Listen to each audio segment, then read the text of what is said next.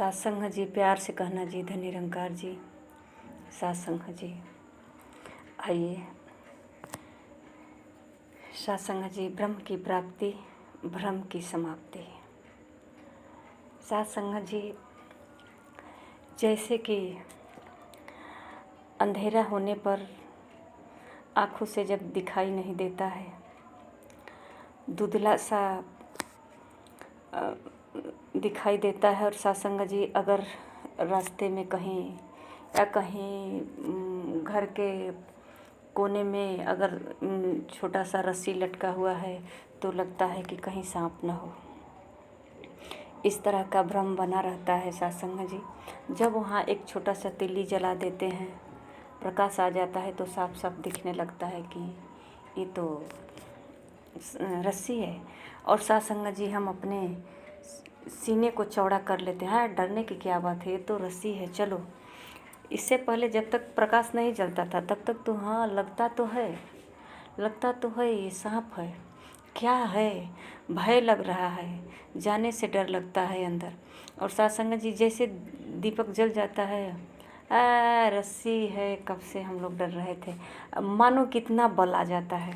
सत्संग जी, उसी प्रकार जब ये सतगुरु ब्रह्म का साक्षात्कार करा देते हैं तो सत्संग जी, एक शक्ति, ऊर्जा, एनर्जी अंदर प्रकट हो जाता है। और सत्संग जी, ये नया एनर्जी जुनून के साथ प्रकट होता है। और सत्संग जी, इंसान अब ये समझता है, पहले तो ये समझ रहा है कि हाथ पे दिए लेकर हम चल रहे हैं, पर सत्संग जी, जब ये ब्रह्म की प्राप्ति हो जाती है तब समझ में आता है कि दिए लेकर हम नहीं बल्कि दिए हमको लेकर चल रही है। भले ही लगता है कि दिया हमारे हाथ पर है, पर सत्संग जी, चल तो हम दिए के ही सहारे रहे हैं ना। तो आइए सत्संग जी, इस तरह का भ्रम टूट जाता है जब ज्ञान प्राप्त हो जाता है। तो सत्संग जी कहते हैं कि हम सतगुरु के दरबार में आकर के ब्रह्म की प्राप्ति कर लें और इस संसार में जीने का तरीका सीख जाएं। और सत्संग जी, बिंदास जीवन जिए, जीवन वही, यही संसार, सब कुछ यही।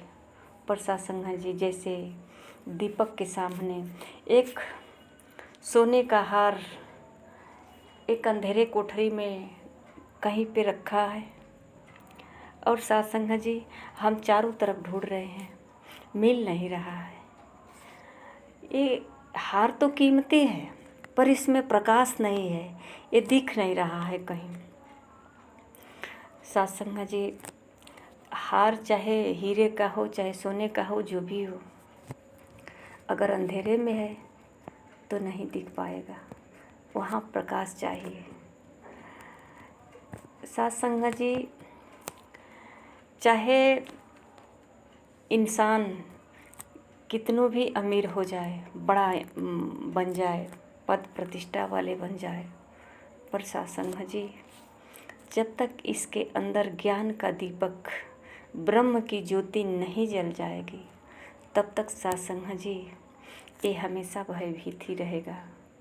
हर समय ये इंसान डरता रहेगा। और सत्संग जी, इस इंसान के अंदर कीमती हीरा है, ये आत्मा परमात्मा का स्वरूप, पर सत्संग जी, मिलने वाला नहीं है, इससे मुलाकात होने वाला नहीं है जब तक कि सतगुरु ज्ञान का दीपक नहीं जलाएगा। आइए सत्संग जी, हमारे अंदर इतने कीमती हीरे अंदर पड़ा है और हम बाहर, हमारे अंदर इतने सुख का खजाना पड़ा है, हम बाहर सुख का तलाश करते हैं। सत्संग जी, कभी कभी कहा जाता है कि सब दुख दूर हो जाएगा तो सब खुशहाली आ जाएगी, मन प्रसन्न हो जाएगा। सत्संग जी, इस संसार में तो दुख कभी दूर होगा ही नहीं, मन प्रसन्न कब होगा। सत्संग जी, संत महापुरुष के जब चरणों में आते हैं तो ये कहते हैं तो मन प्रसन्न रख, सारे दुख दूर हो जाएंगे। साथ संगत जी, यहाँ पर जो है सब कुछ उल्टा हो जाता है। जैसा कि रामायण की चौपाई है कि उल्टा नाम जपत जग जाना, वाल्मीकि भय ब्रह्म समाना। साथ संगत जी, जब ये प्रभु परमात्मा का ध्यान किया तो परमात्मा का स्वरूप बन गया।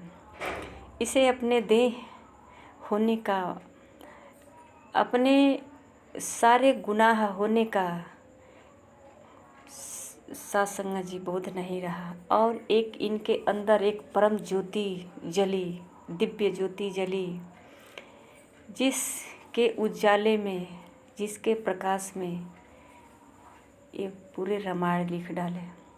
आज संसार में लोग इसी को पढ़ करके, सिर्फ पढ़ करके, बाजा बजाकर, हारमोनिया बजाकर, झाल बजाकर, माइक लगाकर पढ़ करके समझ भी नहीं पाते हैं कि इन चौपाइयों में क्या अर्थ है, वाल्मीकि जी लिखे क्या हैं।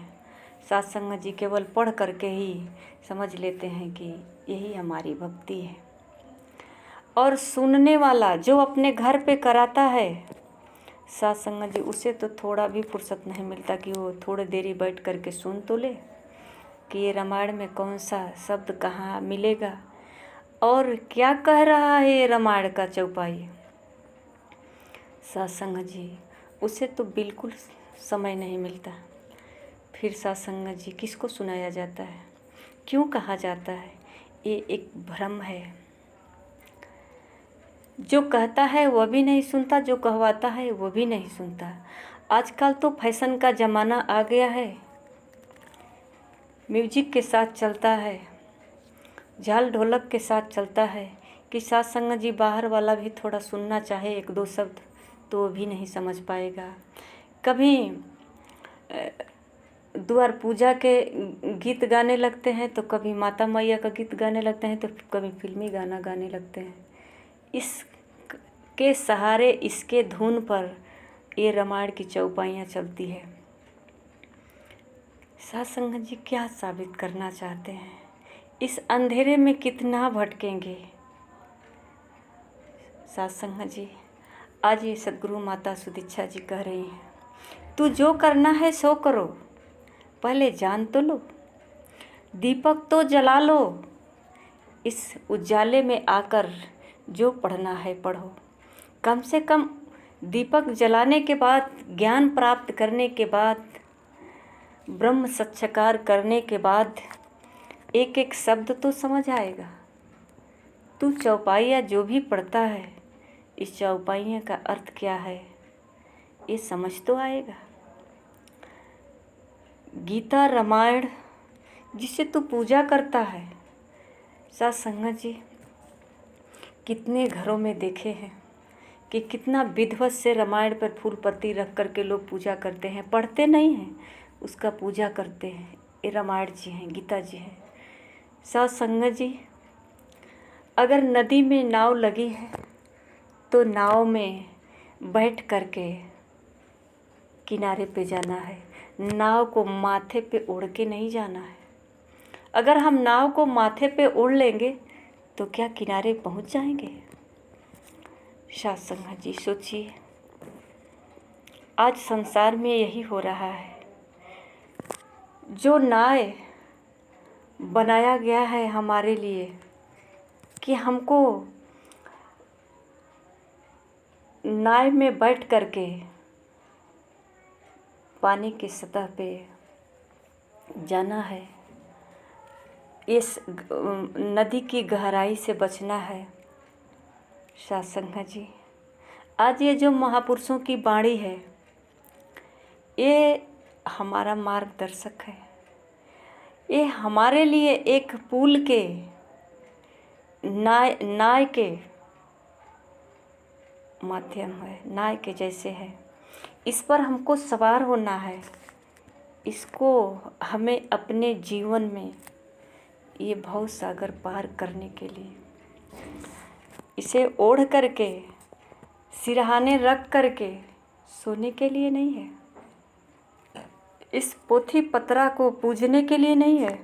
इसमें लिखा क्या गया है, संतों ने अपना एहसास क्या किया, कैसे किया, क्या लिखा है, हमारे लिए कुछ है, वो कौन सा मार्ग अपनाया, कैसे परमात्मा को प्राप्त किया, ये हमारे लिए एक प्रेरणा है। हम इससे कुछ सीख सकते हैं, कुछ जान सकते हैं, और ये बताए हुए राह पे चलेंगे तो शायद हमारा जीवन संवर सकता है। साथ संगत जी, इंसान जो है हर काम भ्रम में करता है, अंधेरे में करता है, और दीप कहाँ जलाता है? भगवान की मंदिर में। मानो भगवान को ही दीप की ज़रूरत है, भगवान ही अंधेरे में चल रहे हैं, भगवान को ही अखंड ज्योति जलाई जाती है। कभी अपने मन में तो अखंड ज्योति जला ले, दिनों रात बढ़ जाए भगवान के ध्यान में, जला ले अखंड ज्योति अपने अंदर। इसे प्रकट होना ही पड़ेगा, क्योंकि ये तेरे भीतर और बाहर सब व्यापक है। इसके लिए कोई मिष्ठान की ज़रूरत नहीं, कोई पकवान की ज़रूरत नहीं, कोई धूप दीप की ज़रूरत नहीं। सिर्फ कहते हैं सत्संग जी कि तू आसन लगा, मेहमान तभी तो विराजमान होगा।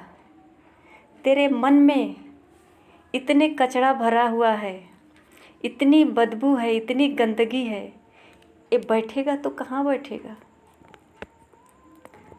ये ठहरेगा तो कहाँ ठहरेगा। ये पूरे संसार की, पूरे पड़ोस की, पूरे परिवार की गंदगी बटोर करके अपने अंदर रखा है। कभी सोचा है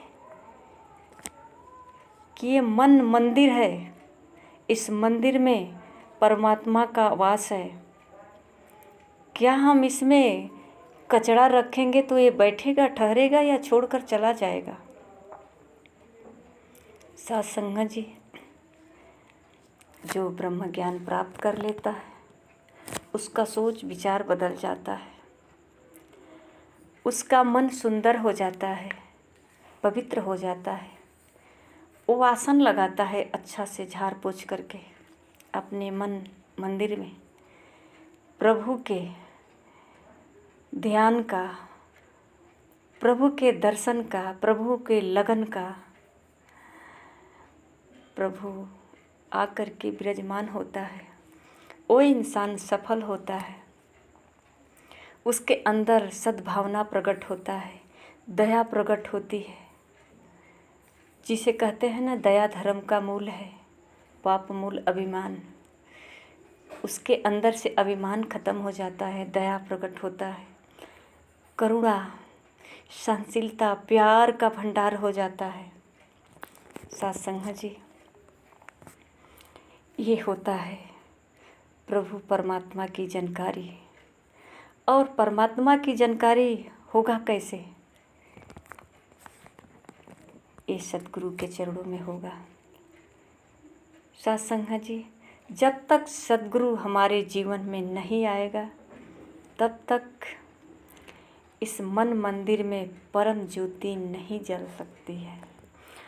और ज्योति अगर जलानी है तो अपने मन मंदिर में जलाओ,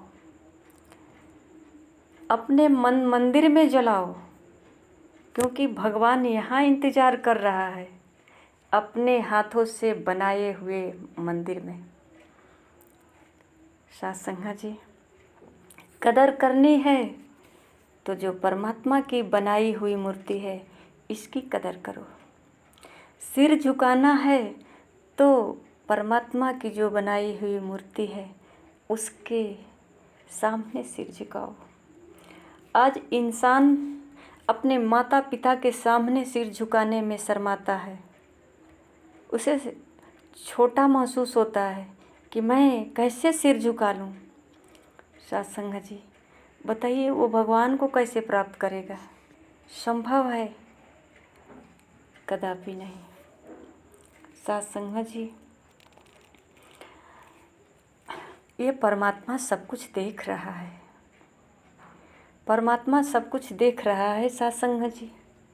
इसकी आंखें कभी बंद नहीं होती, इसे कभी जगाना नहीं पड़ता है, इसे कभी बताना नहीं पड़ता है।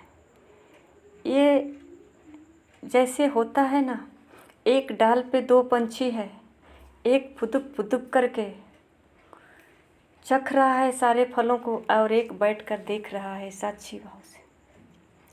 ये दृष्टा है, देख रहा है सब कुछ, और ये मन है तो इसी का अंश, पर ये फुदुक करके सब चख रहा है संसार में, सारे संसार के रसों को।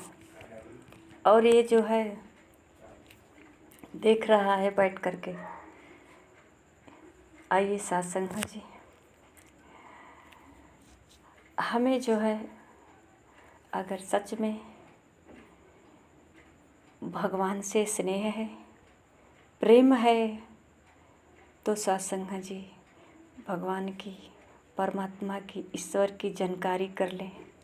ये रहता कहाँ है, मिलेगा कैसे, और मिलेगा तो हम बातें कैसे करेंगे। ये सर्वव्यापी है, कण-कण में विराजमान है। सत्संग जी, ये संत महापुरुष ही बताते हैं, वेदों के द्वारा, ग्रंथों के द्वारा, जो शास्त्र है इसके द्वारा ही तो बताते हैं। और हम उसको गाना की तरह रट करके फाइनल कर लेते हैं कि हो गया मेरी भक्ति। कैसे हो गया? अब बुखार आया है तो बुखार के लिए पूरे दिन पैरासीटामॉल पैरासीटामॉल पैरासीटामॉल करेंगे, बुखार उतर जाएगा? अरे पैरासीटामॉल ये क्या है? बुखार का दवा है। तो फिर इसे खरीद कर लाओ और ख़रीद कर लाकर पानी के साथ खा जाओ, बुखार उतर जाएगा। यही तो लिखा है, यही तो लिखा है संतों ने, महापुरुषों ने। जब संत महापुरुष का जीवन बदला तो सत्संग जी औरों को बदलने की बहुत प्रयास किया, औरों को बदलने की बहुत प्रयास किया सत्संग जी, कि जिस तरह हमारा जीवन बदला है सभी इंसानों का जीवन बदल जाए, सभी मानव जीवन बदल जाए। आइए सत्संग जी एक बार प्रयास करें, विचार करें, संतों महापुरुषों